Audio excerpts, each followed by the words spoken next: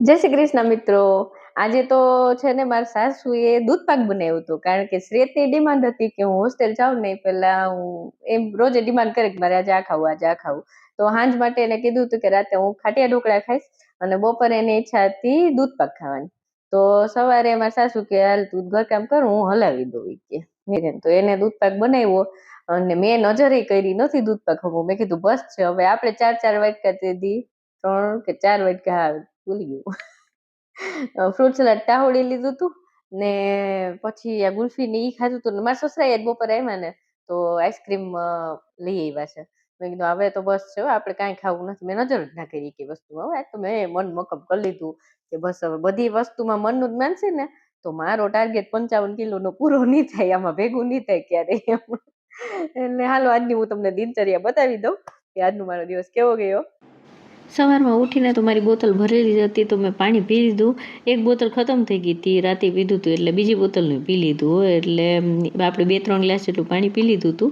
અને પછી સવારે કપડાં ઉપરથી જેટલા ધોવાના હતા બધા વીણી ચોણીને ગઈ નીચે મશીનમાં નાખીને પછી મેં કીધું નાસ્તાની તૈયારી કરું.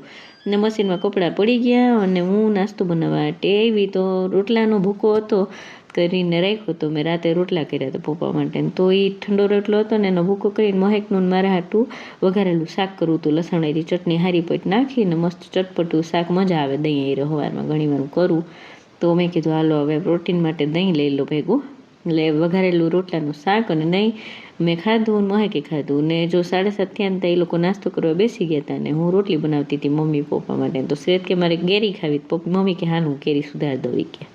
તો હું માંડી રોટલી બનાવવા મમ્મી પપ્પા માટેથી ને રોટલી બનાવી ને એ લોકોને બધાને નાસ્તો આપ્યો. પપ્પા નાઈને જસ્ટ નીકળ્યા, જો દવા પીવે છે પાછળ દેખાય છે. અને મેં કીધું હાલો હવે મારો નાસ્તો કરી લો. એટલે આ લોકોને રોટલી બનાવીને ગરવો કરી દીધો બંધ અને હું બેસી ગઈ મારા ચૂલામાં નાસ્તો કરવા. પહેલાં તો દહીંમાં મેં નાખી દીધું મરી અને દહીં રોટલો લઈને 7:30 થયા એટલે આપણે આપણા ઝૂલામાં બેસી ગયા નાસ્તો કરવા. ઝૂલો તો મારાથી છૂટ્યો જ નહીં હો કોઈ દી. મને લાગે હવે આ તો મારી આદત નહીં જાય.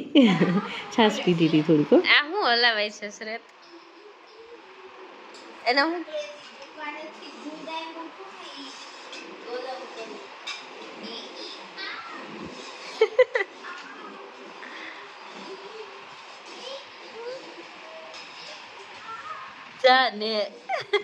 તે રમત રાણા નખરા કરતો હતો આજે તો. બાકી હોસ્ટેલે જાહે ને વેકેશન ખુલતા પછી ગમશે નહીં ઘરમાં. એટલે તમને બીના થઈને આવ્યા કે પરસો 11:30 ઉપર થઈ ગયું. તો હું ઉપરથી કામ કરીને નીચે આવી નાહી ધોઈને. ત્યાં મેં કીધું મને યાદ આવ્યું કે ઓલું ઢોકળાનું મેં સવારે પલાળ્યું હતું તો એ બાકી છે હવે પીસવાનું. તો જરીક વાર અરીસામાં પટિયા પાડી લીધા અને પછી ઢોકળાનું પીસવા વળી ગઈ. ગરમી બહુ છે ને લાસો તો તરત આવી જાય છે એટલે મેં કીધું બપોરે જ પીસી સવારે પલાળી દીધું હતું. હું તો છે ને 3 વાટકી ચોખા, 1 વાટકી અડદની દાળ ને 2 વાટકી ચણાની દાળ નાખું છું. તમે લોકો કેવી રીતે કરો કોમેન્ટમાં કહેજો. તો મેં આવી રીતે પલાળેલું હતું એટલે પીસી નાખ્યું. ને બપોરે જમવામાં છે ને મેં આજે રોટલી બનાવી ને એમાં મેં આ સોયાવડીનો પાવડર નાખી અને પ્રોટીન વધુ મળે કરીને 2 ગોળણા કરી નાખ્યા હતા. એટલે નાની સાઈઝની પતલી એવી રોટલી 2 કરી નાખી હતી મેં ઘી ચોપડીને. તો જો રોટલી, પનીર, પછી બીટ, ડુંગળી, ગુવાર બટેકાનું શાક, બાફેલી મસૂરની દાળ અને છાશ અને એક્સ્ટ્રા છાશ એ થોડીક પાસે રાખી હતી એ મેં ખાધું હતું. અને વાગી ગયા હતા 1:45 અને હું બેસી ગઈ હતી જમવા. પોષણ તત્વનું આખા દિવસનું કોષ્ટક હું લાસ્ટમાં હારે બતાવી દઉં. અને જો હું કેરી ખાતી હતી, જમી લીધું ને પછી મેં એક કેરી ખાધી હતી. કેરી હતી સરસ. અહીંયા તો કેસર કેરી તો ન મળે પણ અહીંયા બેંગનફળી કરીને એક મળે, બેંગનફળી સરસ આવે છે. તો મને યાદ આવતું હતું હું નાની હતી ને તે કેરી એવી રીતે ખાતી હતી, આમ ચોટલામાં ક્યાંય વધતું નહીં. તો મારો ભાઈ મને એમ ચીડવતો કે હવે ગાયું વાહે તો વધવા દે, કંઈક ગાયું વાહે તો વધવા દે, બધું હું ચાટી જાય છો, થોડોક સ્વાદ ગાઈને તો આવા દે કેરીનો, એવું કહેતો એમ. તો મનમાં યાદ આવતું હતું ને હું દાંત કાઢતી હતી એકલી કે કેવું અમે કરતા. મારો ભાઈ તો મને બહુ ચીડવતો ને કેરી તો હું એવી રીતે ખાતી નથી એમ કે ઢોર વાહે નથી વધવા દેતી તો કાંઈ. એટલે મોટી હસવું આવતું હતું મને એકલા મનમાં બધું યાદ કરીને. અને પછી રોંઢા ટાઈમે હું 5-5:30 વચ્ચે એક્સરસાઇઝ કરવા વળગી ગઈ હતી. આજે તો શ્રેતના દોસ્તાર ભેગો રમવા વહી ગયો હતો. તો આજે તો ભાઈ હથવારો કરવામાં નહોતો તો મેં એકલી કરી હતી. 5000 સ્ટેપ્સનું વોકિંગ થાય ને એ ટાઈપની એક્સરસાઇઝ હતી. આમ સરસ હતી, મજા આવી કરવાની. 24 એસીમાં પરસેવે રેપ થઈ ગઈ. ઓલું કહેવાય ને, સિદ્ધિ તેને જઈ વળે જે પરસેવે નહાય. એટલે હું એમ સોચું કે મારું આ નાના નાના એફર્ટ મારા જરૂર રંગ લાવશે એક દી. રાતે ડિનરમાં મેં ખાટિયા ઢોકળા, ગોળ આંબલીની ચટણી અને છાશ લીધી હતી. અને પોષણ મૂલ્ય દર્શાવતું કોષ્ટક હું આ બતાવી દઉં છું, જેમાં મેં પૂરી કોશિશ કરી છે કે પ્રોટીન, કાર્બ્સ ને ફાઈબર ને બધું બેલેન્સમાં રહીએ. તો તમે સ્ક્રીનશોટ લઈ શકો છો. અને આ એક્સરસાઇઝ છે ને મેં આજે જે કરી ને એ 5000 સ્ટેપ્સ થાય ને એ ટાઈપની હતી. એટલે સારી હતી, મજા આવી એવું કરવાની. તો હું વિચારું છું કે એની હારે હું કોઓર્ડિનેટ નથી થઈ શકતી, તો હજી કાલે પાછી રિપીટ કરીશ. એટલે 2-3 દિવસ આ કરું એમ વિચારું છું, કારણ કે આમાં સારું લાગ્યું મને. અડધી કલાકની જ છે ને થોડુંક આમ જોતા એમ થાય કે આમાં ઈઝી છે, પણ કરીને ત્યારે કદું એને મેચ નથી થઈ શકતું મારાથી. તો તમે લોકો ટ્રાય કરો તો મને કહેજો. અને હું ડિસ્ક્રિપ્શન બોક્સમાં એની લિંક આપી દઈશ. મેં એક્સરસાઇઝ આજે કરી ને એની કન્ટિન્યુ ચાલે છે ને હાથની મુવમેન્ટ બધી. એટલે 5000 સ્ટેપ્સ થાય ને એવી છે. અને આપણાથી તો એના 5000 થયા હશે, અમારા તો કદાચ 3000 થયા હશે, કારણ કે એની એને મેચ નહોતું થતું. એ તો સ્પીડમાં સરસ કરે છે, અને આમ કરવામાં મજા આવે એવી છે. એટલે કરવા જેવી ખરા. હું 2-3 દિવસ તો એ કરીશ એમ વિચારું છું. પછી જોઈ. કાલે છે મંગળવાર, તો કાલે હું સોચું છું, તો પહેલી વેઇટ લોસ જર્ની હતી ને મારી પાર્ટ 1, એમાં હું મંગળવારે લિક્વિડ ડે ટાઈપનું રાખતી હતી. પણ હમણાં આ વેઇટ લોસ જર્નીમાં આવ્યા પછી મને મંગળવારે થોડુંક વોટર ફાસ્ટિંગ કરું તો મજા આવે છે. 2 વખત થયા તો કરું છું. ત્રીજો જ એકચ્યુઅલી મંગળવાર આવે છે.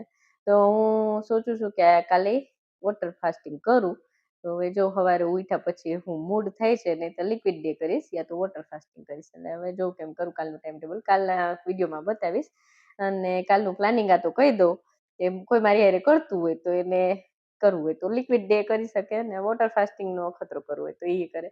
કેમ કે હવે વોટર ફાસ્ટિંગમાં one day water fasting weekly મને કમ્ફર્ટેબલ લાગે છે. તો મને એમ થયું કે ચલો અઠવાડિયે 1 દિવસ રહેવામાં શું વાંધો એમ. અને મારો વિડીયો તમને કેવો લાગે છે જરાક કમેન્ટ કરીને કહેજો.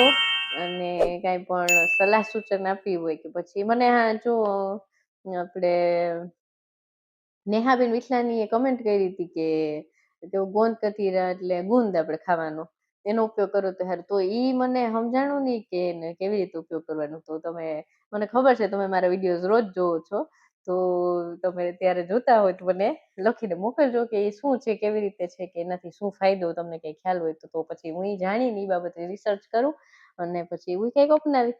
આપણે તો આમાં કંઈ આવડતું નહોતું, જર્ની ચાલુ કર્યા પછી ધીરે ધીરે બધું શીખતા જાય છે, કઈ રહી જાય છે. આજે જૂન મહિનાની 1 તારીખ, સોમવાર, રેડ ક્રોસ માર્કનું નિશાન. કારણ કે આજનો દિવસ પણ મેં જેવું સોચ્યું હતું એવું રહ્યો છે. કાલે તો વોટર ફાસ્ટિંગ કરવાનો વિચાર છે. અને બુધવારે હું ફરી પાછો મારો વજન બતાવીશ કે આ અઠવાડિયામાં કેટલો ઉતરો, બરોબર. એટલે ફરી પાછા મળી આવતીકાલે રાતે 10 વાગે. ત્યાં સુધી ચમકતી ચાંદનીને રજા આપો. જય શ્રી કૃષ્ણ.